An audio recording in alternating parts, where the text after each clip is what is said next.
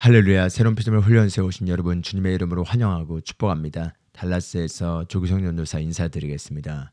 오늘은 여러분과 함께 우리의 속사람이 강건할 때 일어나는 일이라는 제목을 가지고 함께 하나님의 말씀의 은혜를 나누길 원합니다. 우리가 살고 있는 지금 이 시대는 신약의 시대인 거죠. 성경을 보면은 성경은 크게 구약과 신약으로 나뉘어지고 구약에서 모세의 율법의 시대에서 예수 그리스도가 오시고 예수 그리스도께서 속량사역을 다 마치시고 하늘로 승천하시고 오순절날 성령이 강림하시면서 우리는 지금 이 교회의 시대에 살고 있습니다. 그리고 우리가 이 교회의 시대에 살고 있기 때문에 지금 우리는 구약의 율법의 시대에 살던 이스라엘 백성과는 다른 위치에서 다른 신분으로 다른 본성을 가지고 살고 있습니다. 그렇기 때문에 우리가 정확한 접근을 가지고 신앙생활을 해야 되고, 우리가 구약을 읽더라도 구약의 이스라엘 백성이 처한 위치는 어떤 위치였는지, 그들은 어떤 상태에 있었는지를 알고 하나님이 그들을 어떤 방식으로 다루셨는지, 그러나 신약에서 이 새로운 피조물의 시대인 교회의 시대는 하나님께서 어떻게 우리를 다루고 계신지, 이런 것들을 분명하게 알고 접근을 해야지 우리가 신앙생활에서 혼돈을 줄일 수 있습니다. 그래서 구약과 신약의 가장 큰 차이점 중에 하나는, 구약의 이스라엘 백성들은 아직 죄의 본성을 가지고 있었고 예수 그리스도가 오시기 전이었기 때문에 그들의 속에 본성이, 그들의 영이 변화되기 전이었습니다. 그렇기 때문에 하나님께서 그들을 다루실 때 겉을 다루실 수밖에 없었습니다. 밖을 다루실 수밖에 없었습니다. 그것에 대한 대표적인 예가 바로 율법이 주어진 것이죠. 율법은 그들이 어떤 행동을 해야 할지, 어떤 행동을 하지 말아야 될지에 대해서 밖을 다루는 것이었습니다. 그들의 겉사람을 다루는 것이었죠. 이걸 해야 된다. 이걸 하지 말아라. 이걸 하면 축복을 받을 것이지만 이걸 하면 저주를 받을 것이다. 라는 방식으로서 그들의 겉을 다루십니다. 그러나 신약의 교회 시대에서는 더 이상 하나님께서 그 밖을 다루시는 것이 아니라 이제 우리의 속을 다루십니다. 그리스도께서 오셔서 속량사역을 통해서 우리가 믿게 되는 순간 우리의 속이 새로운 피조물로, 새로운 본성으로 변화되게 되고, 그래서 이 서신서 교회를 향해 쓴 편지의 내용을 보면은 바로 우리의 속이 어떻게 바뀌었는지, 그래서 그 바뀐 속 사람의 모습을 따라 어떻게 우리가 살아갈 수 있는지에 대해서 속을 다루고 있는 것을 볼 수가 있습니다. 그래서 오늘 같이 여러분과 함께 나누길 원하는 건 바로 우리 속 사람을 우리가 어떻게 관리하고 훈련하고, 그리고 이 속사람으로 기능할 것인가, 이거를 같이 함께 여러분과 함께 말씀을 나누길 원합니다. 오늘 본문 성경 구절은 마태복음 4장 4절 말씀입니다. 우리 4장 4절 말씀, 그 다음에 또 에베소서 3장 16절 말씀, 이렇게 두 가지 말씀을 준비했는데요. 마태복음 4장 4절 말씀을 먼저 한번 같이 보도록 하겠습니다. 예수님께서 이렇게 얘기하십니다.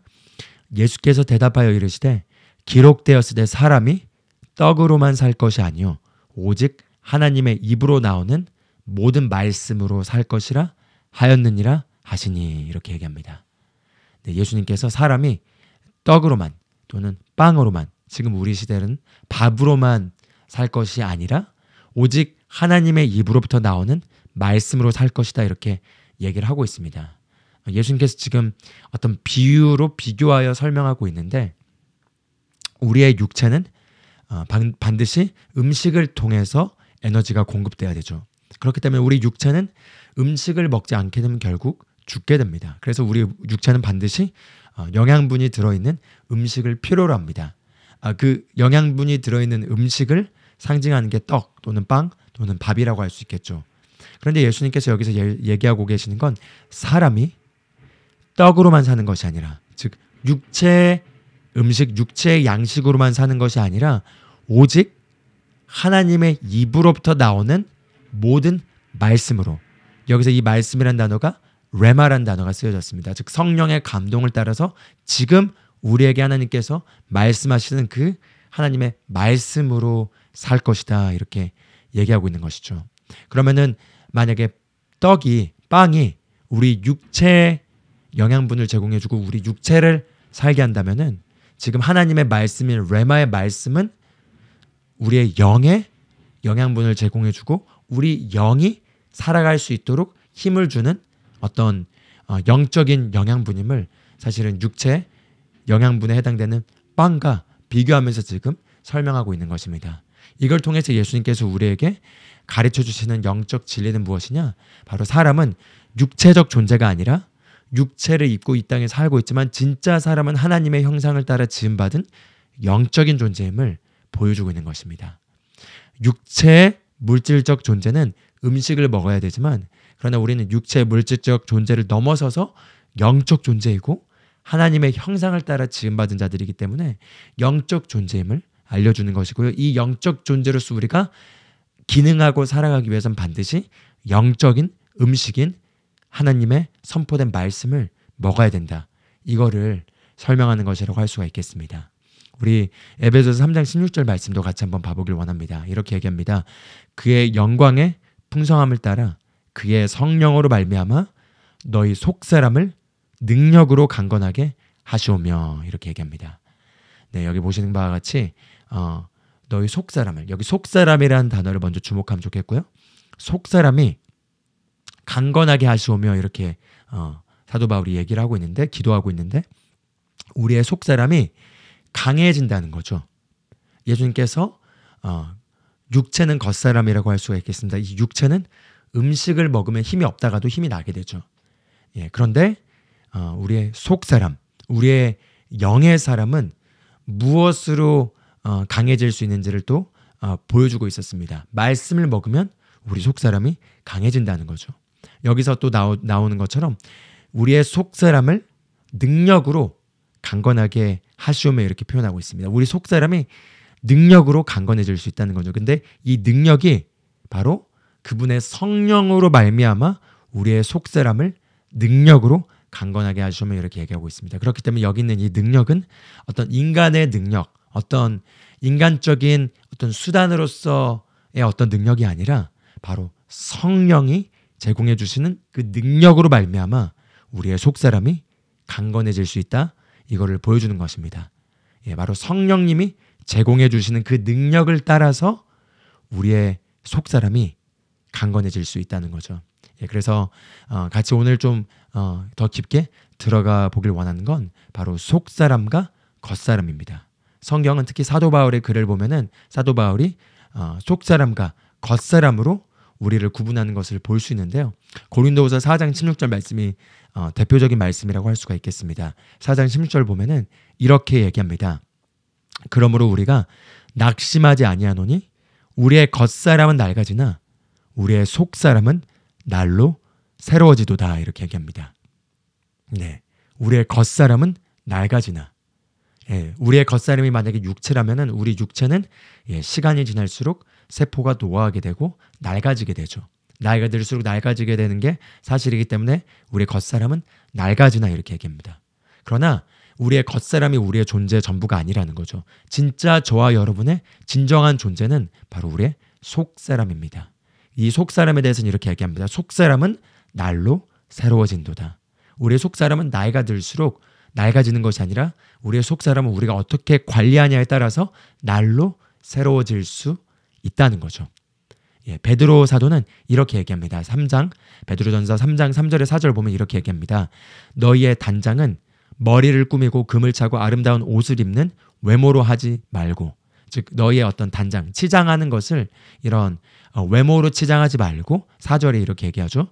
오직 마음에 숨은 사람을 온유하고 안정한 심령에 썩지 않을 것으로 하라. 이는 하나님 앞에 값진 것이니라 이렇게 얘기합니다. 즉 너의 겉사람을 치장하지 말고 너의 속사람을 온유하고 그 다음에 안정한 심령에 썩지 아니할 것으로 치장하라 이렇게 얘기하고 있는데 그 속사람에 대해서 베드로는 이렇게 표현합니다. 오직 마음에 숨은 사람.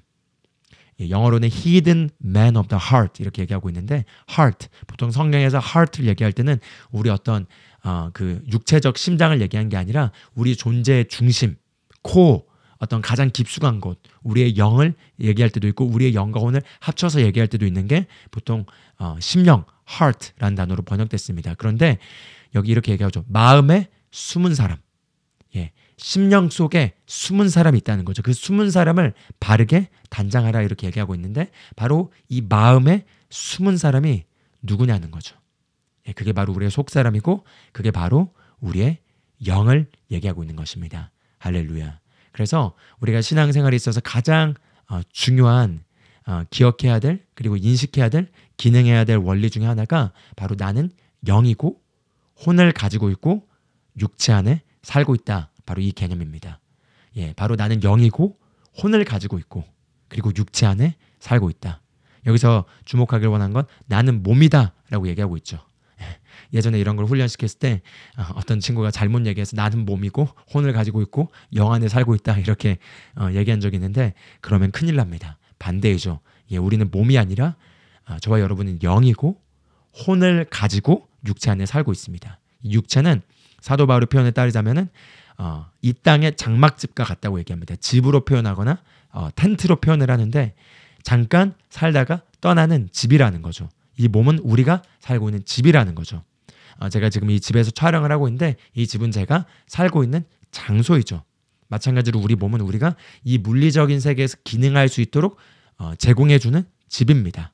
옷과 같다고 할 수가 있겠습니다. 그런데 이 집 안에 진짜 저와 여러분이 살고 있는데 바로 그게 영이라는 거죠.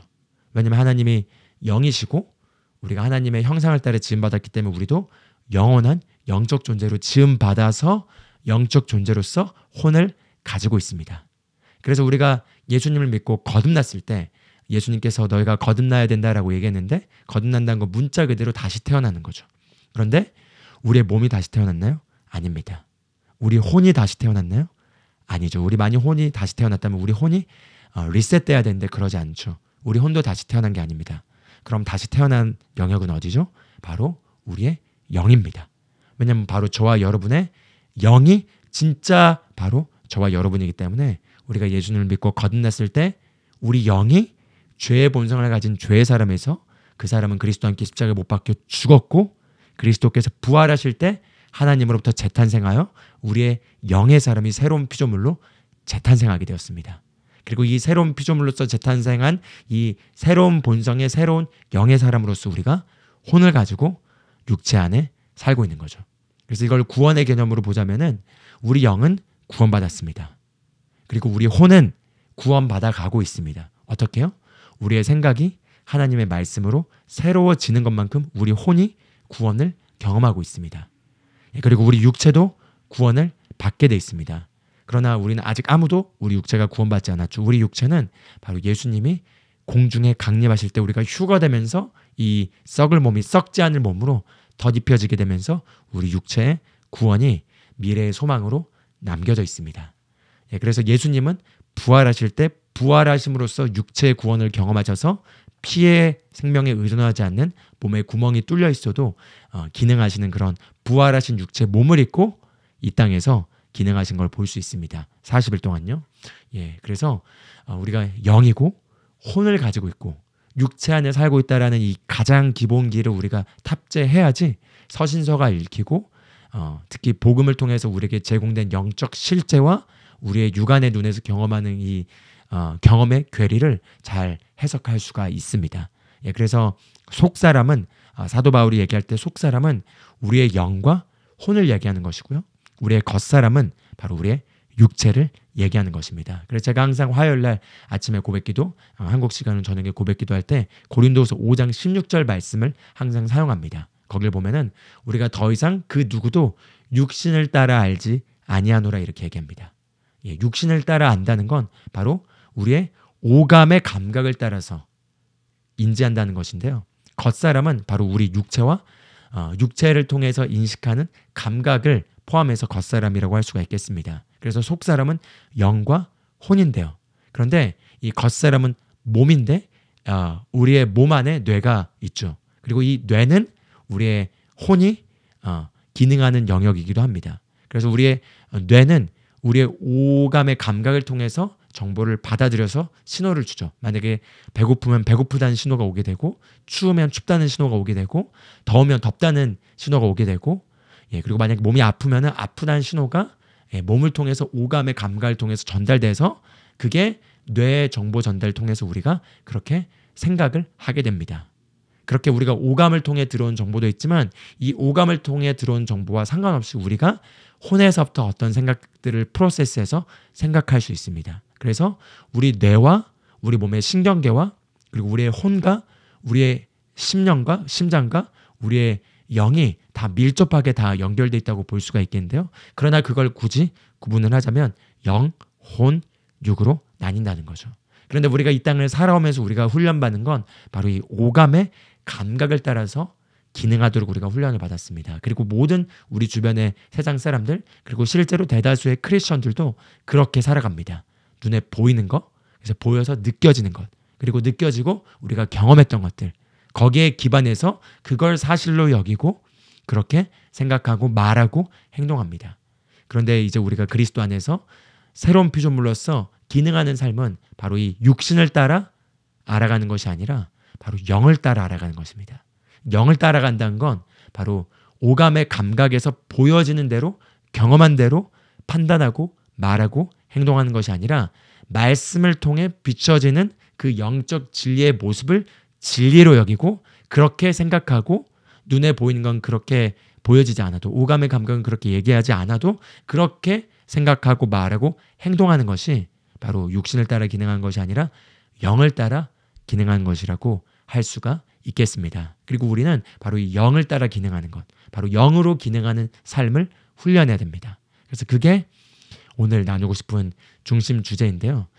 우리는 반드시 우리의 속사람을 잘 먹이고 잘 훈련시켜서 그 속사람으로 기능하는 것을 우리가 훈련해야 됩니다. 그게 바로 신앙생활의 전부라고 할 수가 있겠습니다. 우리가 우리의 겉사람, 우리의 육체도 우리가 잘 먹이고 그리고 잘 훈련해서 그 육체가 건강하고 힘이 있게 기능하도록 우리가 관리할 수 있죠. 예를 들어 만약에 저와 여러분이 만약에 다이어트를 하기로 결심을 하고 몸을 어떤 특정한 건강한 상태를 유지하기 위해서 결단을 했다면 하는 일이 무엇이죠? 바로 먼저 몸에 들어오는 음식의 식단을 조절해야 됩니다. 왜냐하면 잘못된 걸 먹으면은 그 잘못된 것에 영양분이 우리 몸에 영향을 미쳐서 잘못된 결과를 만들어내기 때문이죠. 그래서 음식을 바르게 식단을 조정해서 바른 것을 먹입니다. 그러나 바른 것을 먹이는 것으로 충분하지 않죠. 그 먹은 것에 기반해서 우리가 또 운동을 해줘야 됩니다.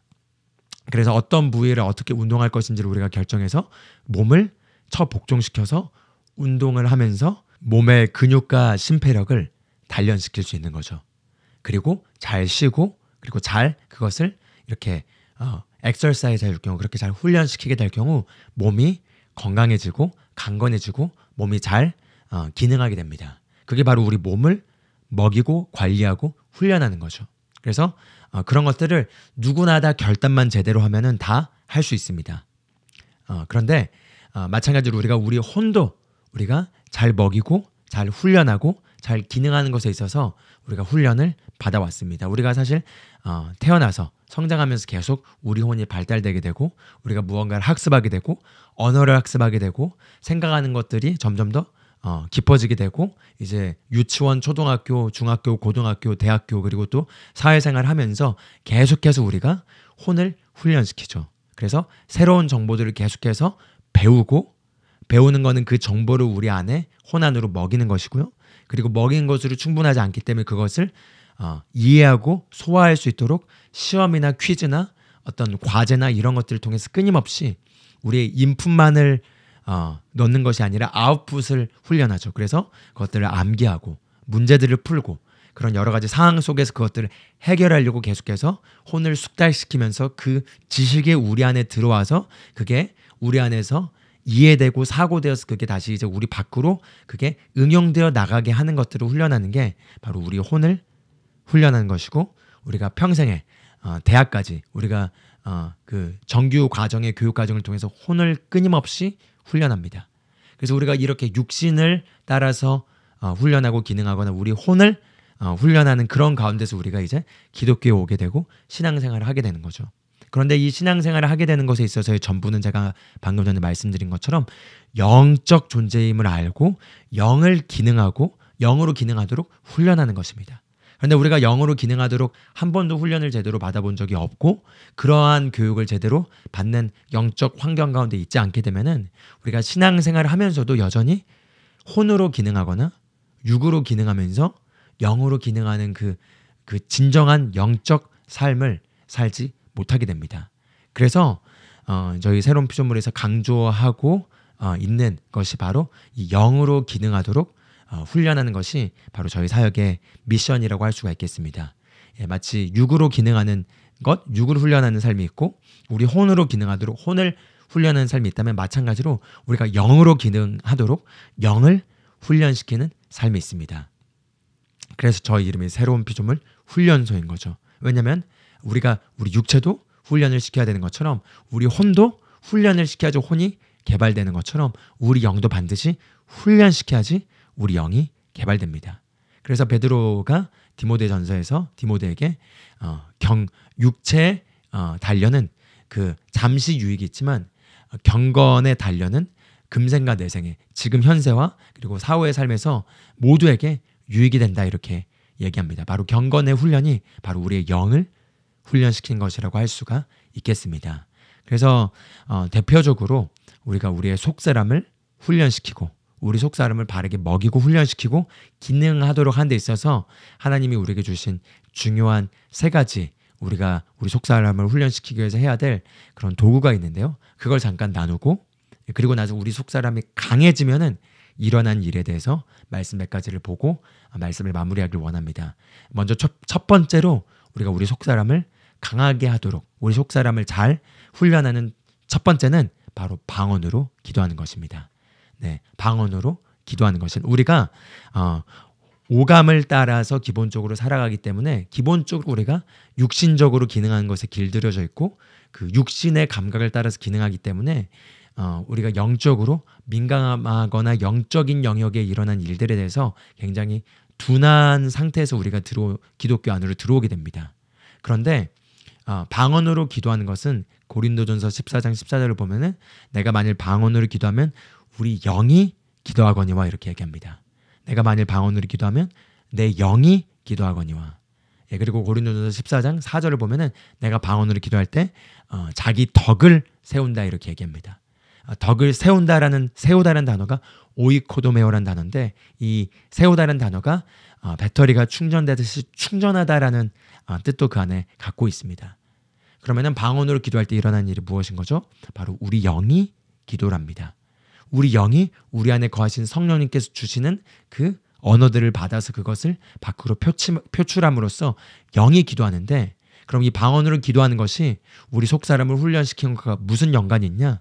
바로 방언으로 기도할 때 우리 영이 기도함으로써 우리가 영적으로 더 주님께 민감해지게 되고 영적 일들에 대해서 조금 더 센시티브해지게 됩니다. 영적 일들에 대해서 조금 더 예민해지고 민감해지게 된 일들이 일어나는 게 방언으로 기도할 때 유익이라고 할 수가 있겠습니다. 할렐루야. 그래서 사람마다 조금 차이가 있는데요. 믿지 않는 사람이라 하더라도 또는 믿는 사람이라 하더라도 어떤 사람들은 영적인 영역에 대해서 조금 더 민감하신 분들이 있습니다. 그래서 그런 민감하신 분들은 믿지 않을 때도 어떤 귀신의 역사나 어둠의 영들에 대해서 민감하게 느끼고 민감하게 반응하십니다. 그래서 그런 분들은 이제 믿고 그리스도 안에 들어왔을 때 성령님의 역사에 대해서 굉장히 빠르고 민감하게 반응하십니다. 그런데 또 어떤 분들은 이런 영적인 것들에 대해서 굉장히 둔감하신 분들이 있습니다. 그래서 믿기 전에도 둔했고 믿고 나서도 그런 영적인 영역에서 일어난 일들, 성령님의 역사 일들 이런 것들에 대해서 예민하지 못하고 둔한 거죠. 저는 후자의 케이스라고 할 수가 있겠습니다. 저는 굉장히 기질적으로 논리적인 성향이 강하다 보니까 영적인 것들에 대해서 별로 민감하지 못했습니다. 그래서 꿈도 원래 잘 안 꾸고 뭐 그런 영적인 어떤 그런 예민한 거를 별로 느껴보지 못했던 가운데서 신앙생활을 했던 거죠. 그래서 재밌는 건 제가 항상 신앙생활 하면은 예배 때 보통 찬양을 하고 그다음에 이제 목사님의 설교를 듣잖아요. 그럼 사실 보통 대다수의 많은 성도분들이 찬양 시간에 그런 임재가 충만할 때 거기에서 은혜를 받습니다. 근데 저는 영적으로 별로 예민하지가 않으니까 찬양에도 별로 제대로 집중하는 법을 잘 못했던 시절에 찬양 시간이 지루한 거죠. 사람들은 막 지금 성령님의 역사가 뜨겁다는데 저는 아무것도 못 느끼겠는 거죠. 그래서 항상 속으로 찬양이 빨리 끝나고 목사님 말씀을 듣고 싶다. 이랬던 적이 많습니다. 왜냐하면 말씀을 들을 땐 적어도 그 말씀을 제가 지성의 영역에서 인터렉츄얼한 영역에서는 그걸 교감하고 그걸 통해서 제가 프로세스하고 할 수 있기 때문에 그러니까 혼으로 기능하는 거에 익숙한 거죠. 그래서 영으로 기능한 거가 굉장히 둔감했습니다. 그런데 제가 이제 본격적으로 이제 훈련을 받기 시작하면서 영적 훈련을 받으면서 해야 될 것 중에 하나가 방언으로 기도하는 거였는데요. 제가 방언으로 기도한 걸 처음에 너무 싫어했습니다. 왜죠? 차라리 말씀을 묵상하면은 말씀은 제가 그걸 생각하고 그거를 프로세스하면서 뭔가 제 안에 소화된 느낌이 있는데 방언으로 기도한 건 아무 느낌도 없고 그냥 무슨 말을 하는지 모르겠는데 그 이상한 말을 계속 해야 된다는 게 너무 어려웠던 거죠. 그래서 제가 처음엔 방언 기도하는 걸 굉장히 힘들어했습니다.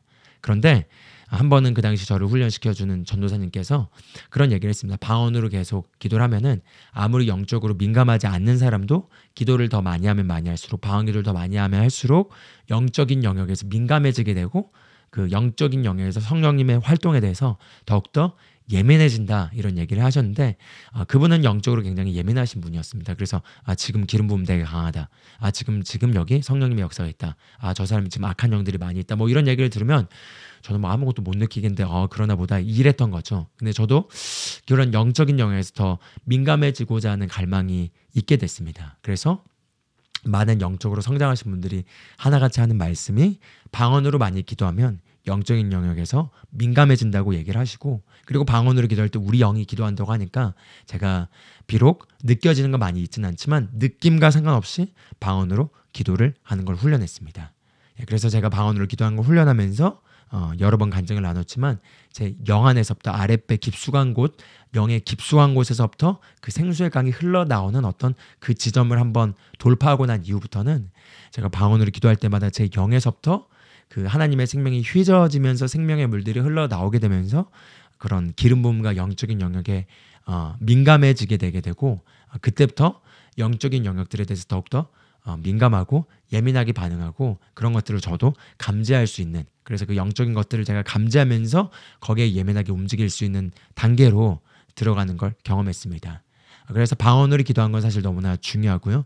매일의 삶에서 적어도 15분에서 20분 또는 30분 정도는 할애해서 열렬하게 마음을 담아서 심령에서부터 방언으로 기도하는 걸 꾸준히 하시는 게 우리가 우리 속사람을 잘 훈련하고 먹이고 그리고 속사람으로 기능하는 데 있어서 너무나 중요한 그 우리가 해야 될 그런 영을 먹이는 영을 강화시키는 훈련 중에 하나라고 할 수가 있겠습니다. 그래서 저희 새로운 피조물 훈련소 재생 목록에 가보면은 NCTC 기도실이라는 재생 리스트가 있는데요. 거기에 가보시면은 저나 보라 전사가 함께 방언으로 기도를 했던 기도 영상들이 있기 때문에 그런 것들을 참고하셔서 틀고 같이 방언으로 기도를 하셔도 좋고요. 지금은 한국 채널에서 하고 있지 않지만 영어 채널에서 화요일부터 이제 한국 시간으로 화요일부터 토요일까지 낮 12시에 30분 정도 방언으로 기도를 합니다. 그래서 영어로 조금만 방언기도 유익에 대해서 말하고 그리고 방언으로 함께 기도를 하기 때문에 여러분이 원하시면은 그 시간에 참여하셔도 좋고요. 그 시간에 일하고 있어서 안 되신다면은 나중에 주무시기 전에 내가 기도를 하기로 시간을 이렇게 구분시켜 놓고 그 시간에 그렇게 방언기도 하는 걸 틀어놓고 같이 기도를 하셔도 좋겠습니다. 왜냐면 이렇게 함께 하게 되면은 내가 혼자 하기 힘든 게 조금 더 동기부여돼서 더 같이 잘 할 수 있게 되기 때문인 거죠. 그래서 그렇게 방언기도를 꾸준히 하는 것을 훈련해 보실 수가 있겠습니다. 그래서 그게 첫 번째로 우리 영을 관리하고 우리 영을 잘 먹이고 우리 영을 훈련해서 우리가 영적인 영역에서부터 우리의 속사람으로 기능하는 그런 중요한 첫 번째 방법 중에 하나고요. 두 번째는 바로 말씀을 우리의 영에 우리 입으로 선포하는 것입니다. 그래서 베드로전서 2장 2절을 보면 사도 베드로가 갓난아이가 어머니의 젖을 사모하는 것처럼 말씀의 순수한 젖을 사모하라 이렇게 얘기하고 있습니다. 말씀의 순수한 젖을 사모하라는 거죠.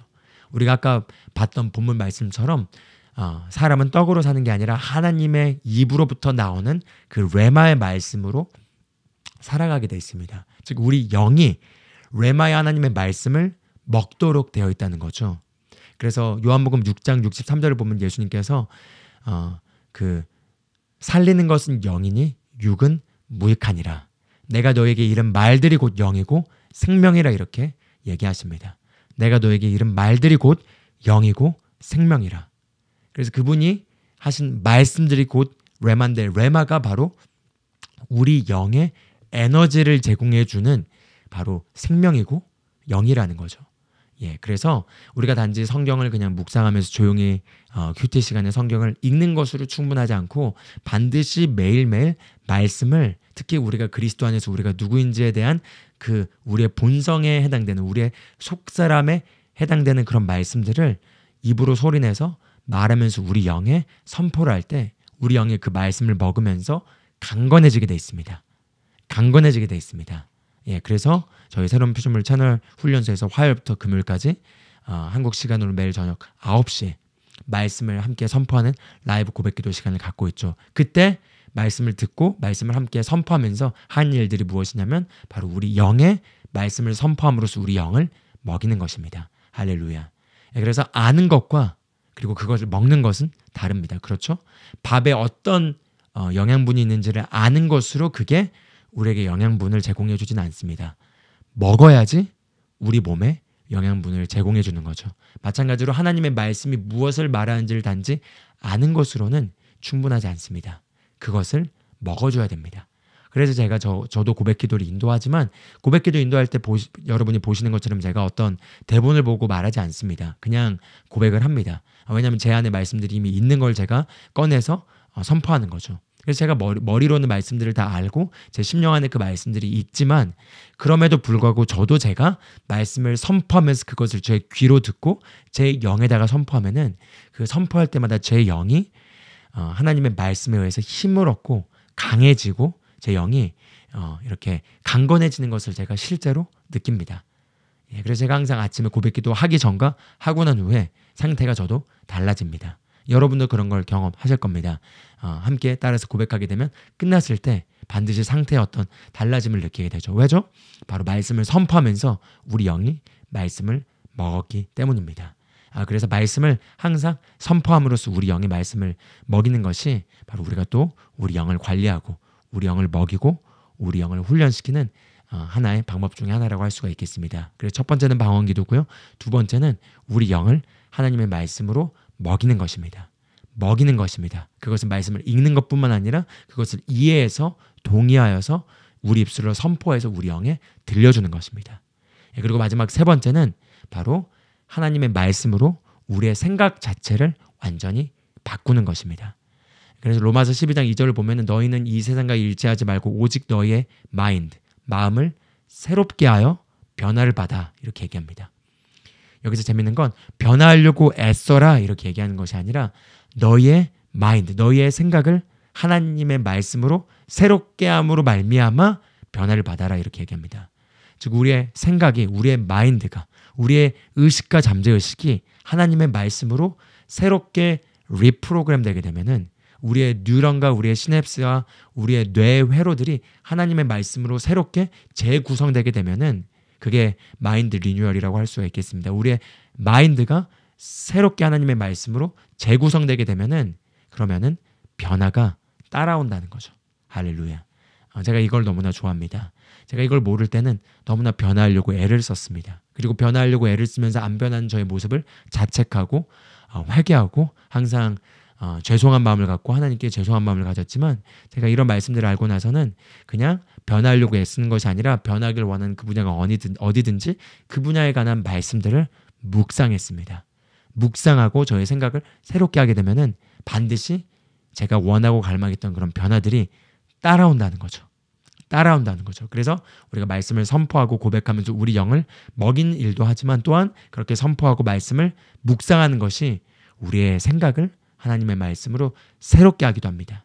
그래서 이렇게 세 가지가 대표적으로 우리 속사람을 강건하고 우리 속사람을 훈련시키고 우리 속사람으로 기능하게 하도록 하는 데 있어서 중요한 영적 공급의 그런 수단들이라고 할 수가 있겠습니다. 그래서 이거를 저희 채널에 있는 영상들을 활용하시고 잘 함께 참여하면서 매일매일 꾸준히 한번 한 달만 해보셔도 한 달이 지났을 때 그런 정말 많은 변화들이 일어나는 것을 반드시 경험하시게 되실 것입니다. 여러분이 어떤 상황이 있든지 방언으로 기도하시면서 속사람을 강건하게 하고 말씀으로 우리 영에 선포하고 그리고 생각을 하나님의 말씀으로 새롭게 하는 걸 꾸준히 하게 되면은 한 달이 지났을 때 생각의 회로도 달라지게 되고 영도 강건해지게 되면서 현저한 변화를 경험하시게 될 것입니다.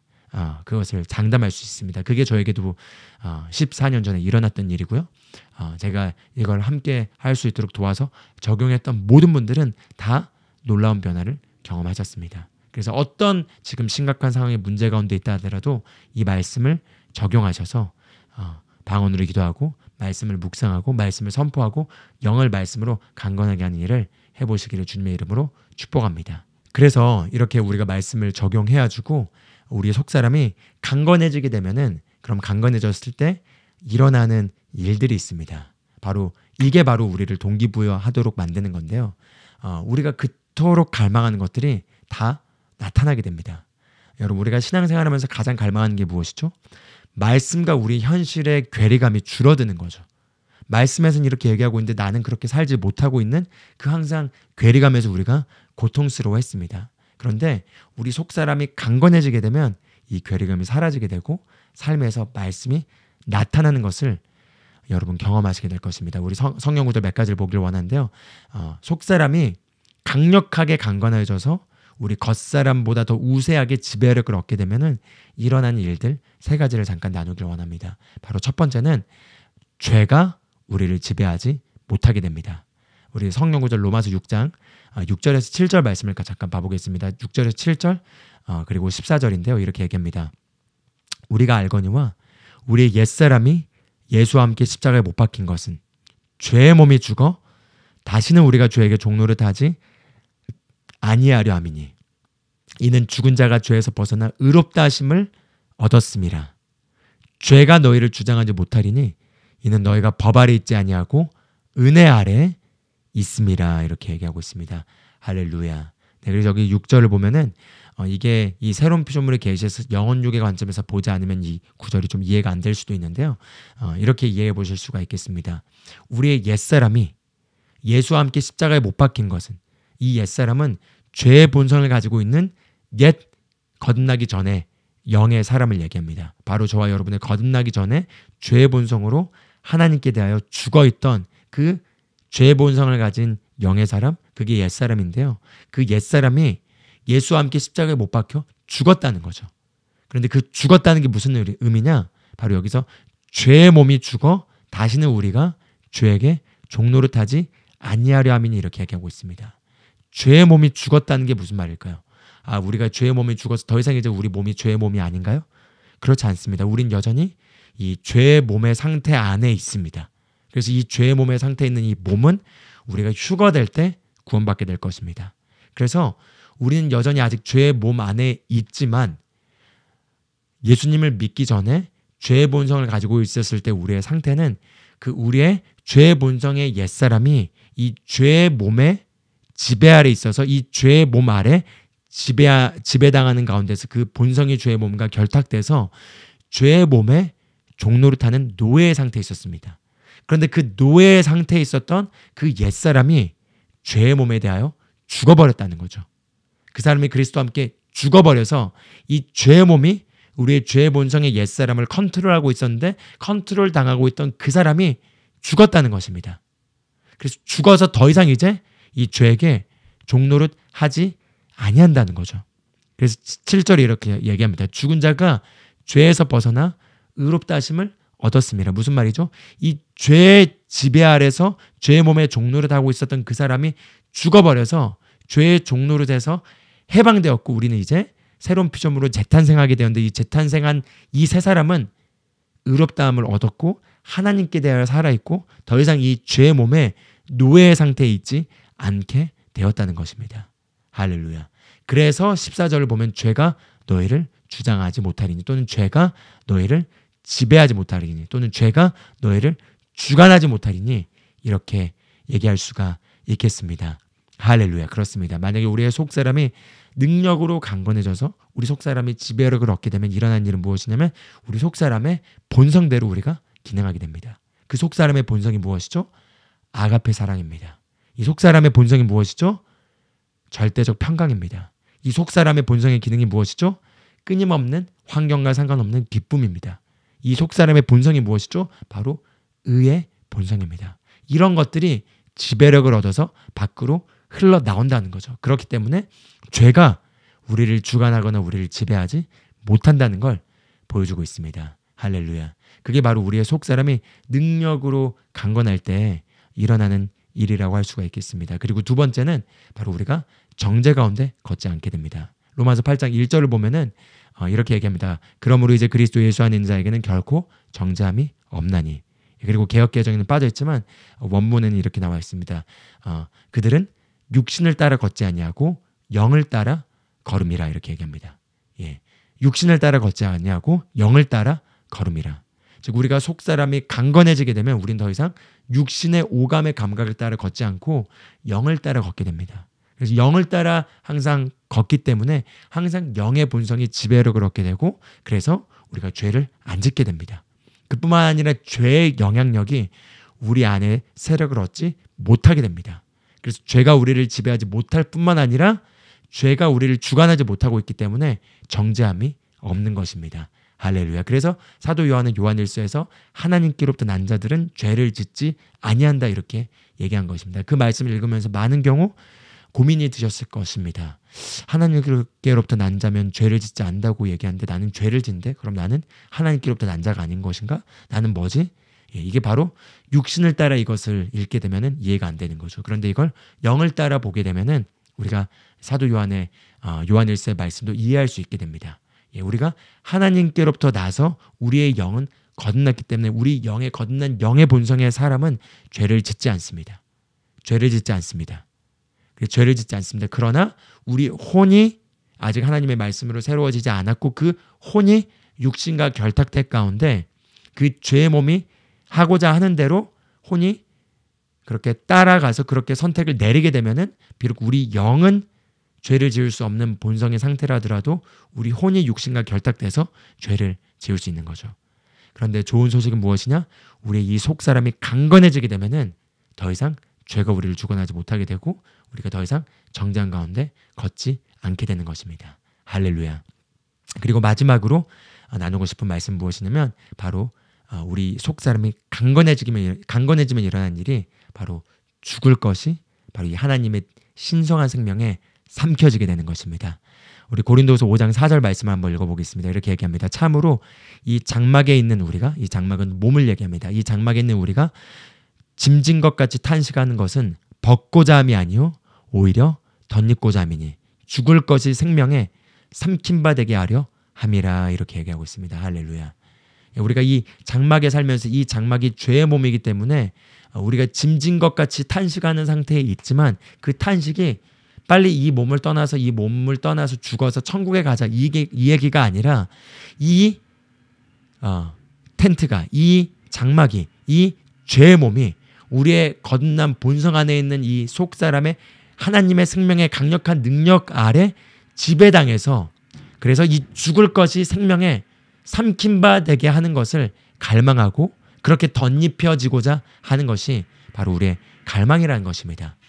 물론 이 말씀이 우리가 휴가 때 우리 몸이 하나님의 생명으로 구원을 받아서 우리 몸이 구원받아서 생명으로 덧입혀지게 되는 것을 얘기하기도 하지만 그러나 이 땅의 삶을 살면서도 우리의 이 썩어질 몸이 우리 안에 있는 하나님의 조의 생명, 하나님의 생명과 본성으로 완전히 삼켜지게 돼서 그 생명의 속사람이 지배력을 얻어서 육체를 지배하고 우리의 환경을 지배하는 상태, 그렇게 덧입혀져서 그렇게 삼킨 바 된 상태에 있는 것을 갈망한다는 것입니다.